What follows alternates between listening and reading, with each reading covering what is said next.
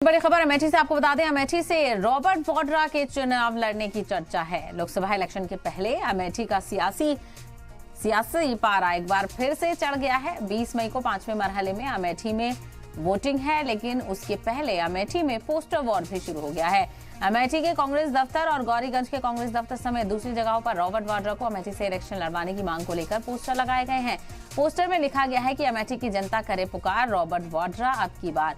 बताया जा रहा है कि पोस्टर अमेठी के लोगों की तरफ से लगाए गए हैं। तो दूसरी तरफ चर्चाएं ये भी हैं कि राहुल गांधी भी अमेठी का दौरा करेंगे और चूंकि ये तस्वीर भी साफ हो जाएगी, पहले 26 अप्रैल को दूसरे मरहले के तहत वोटिंग है, उसके बाद 27 अप्रैल को कहा जा रहा है कि राहुल गांधी अमेठी जाएंगे। बहरहाल राहुल गांधी के नाम के साथ साथ अब रॉबर्ट वाड्रा के नाम की भी चर्चा है। तो अमेठी से क्या रॉबर्ट वाड्रा चुनाव लड़ेंगे, ये देखना बेहद अहम होगा, क्योंकि अभी तक कांग्रेस की तरफ से इस उम्मीदवार के नाम को लेकर ऐलान नहीं किया गया है।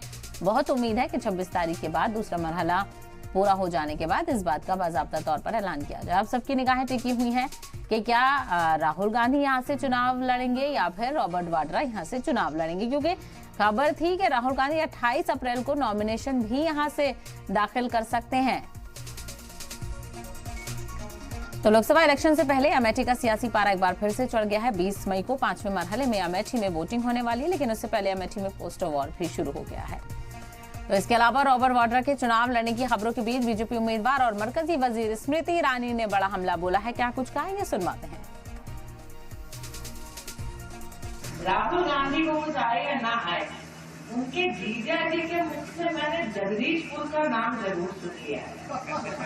इससे जगदीशपुर की जनता तो सावधान हो जाए।